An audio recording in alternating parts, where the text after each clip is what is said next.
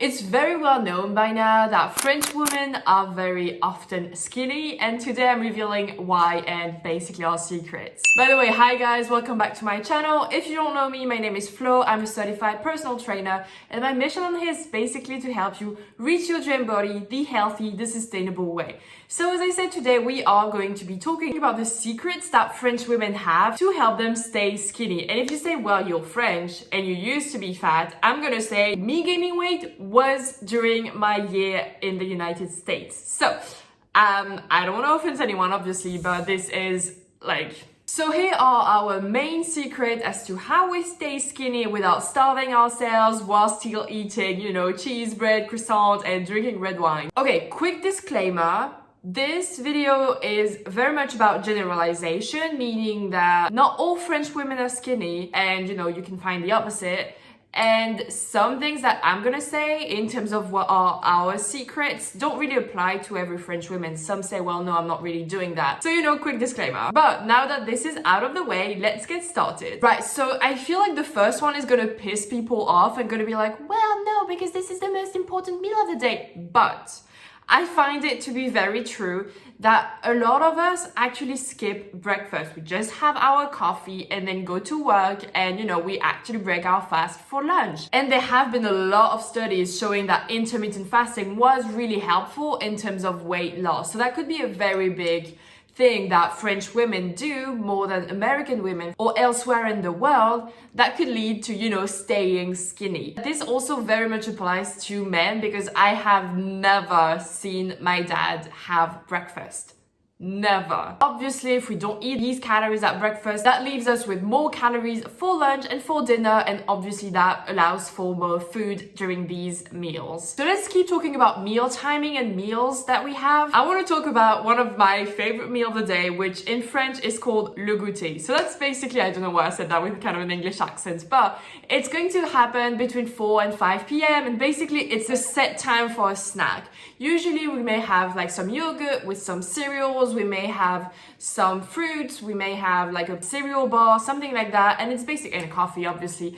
But point is, we have a set time to snack, and that prevents us from snacking mindlessly throughout the day, because we're like, well, I'm not gonna eat now since I'm gonna eat like at 4 p.m. I've got my snack at 4 p.m. planned. We have this set time to actually have a snack that will hold us between, lunch and then dinner, that we can have like between 7 and 8 p.m. I feel is the most common. Some people 9, but 7 and 8 p.m. is the most common time for French women, French people in general, to actually have dinner. That means that we have that set time for snack, and it's a pretty light snack. It has like some protein, some fat, and some fibers. So you have like a pretty balanced snack that definitely keeps our hunger at bay and holds us up until dinner. Right, so moving on, the third thing I feel like a lot of women and a lot of French people have is a salad before the meal. Like we have like some lettuce, maybe some seasonal veggies, some vinegar, some oil, and we have that before the main meal, like before the main dish. Starting your meal with some fibers has shown to reduce the glucose spike of said meal, regardless of what it is. Like you could have like pasta right after, and there will be a difference in spike if you've had the salad or not before. So reducing our sugar spike, reducing the glucose spike in the body after the meal will reduce cravings. Therefore, we are less likely to feel hungry afterwards, to have that big like crash after, like that 3 p.m. crash. We don't have that because we've had that salad before the meal. So really helpful. And that means we're not going to be craving the chocolate, the croissant, the whatever. So this is a pretty great tip that is really easy to implement. When I got to the US, one of the biggest food clash maybe that I've been hitting, I don't know what's the exact wording for that, but basically I was kind of shocked when I saw how little cooking from scratch is going on there, because there is so much pre-packaged food for literally everything, like even cakes and cookies and pancakes that are pretty easy to put together and cook from scratch. It's probably less expensive to cook it from scratch, and it's probably also way healthier, even if it's a cake. Like there is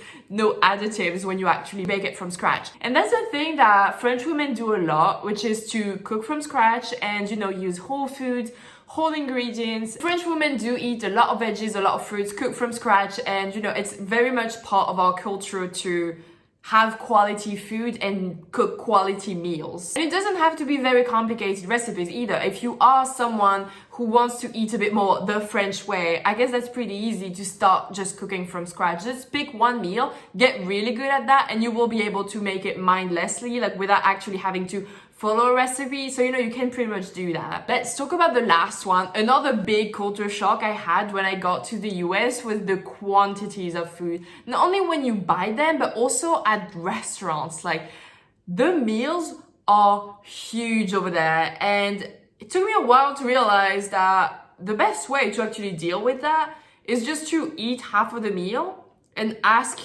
for the other half in a box to go. In France, we have smaller portion size at restaurants, but even when we cook at home, I feel like we're good at portion control and at knowing what's good for our body, especially in terms of weight management, So we're pretty good at saying, I don't need more food than that, and like kind of eyeballing how much our body needs. Now, I know that we talked about red wine and croissant and bread and everything and cheese and where does that fit in our diet. I feel like it does fit pretty easily in the diet. First off, we don't eat croissant every morning. Like I don't know any French people who does that. Like I don't know someone who has their croissant every morning. It's pretty much a weekend thing, a brunch thing, definitely not a daily thing. So we've got that out of the way. When it comes to wine, that's pretty much the same. Like it's pretty much a social thing. And I feel like when you don't restrict and forbid yourself to have any specific food and you allow yourself to have everything just in moderation and in portion control, you don't binge on bread and, cheese and all of that because it's going to be available for you all year long. It's always all about portion control anyways. And yeah, I guess we're pretty good at that here.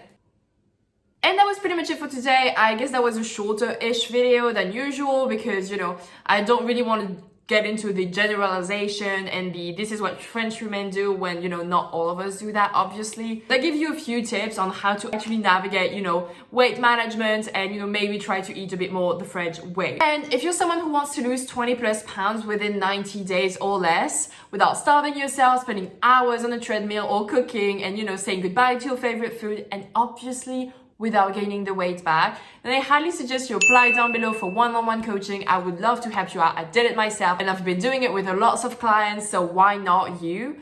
And if you do everything I say and nothing works, I refund you in full. This is how confident I am in my method and that it's actually really effective.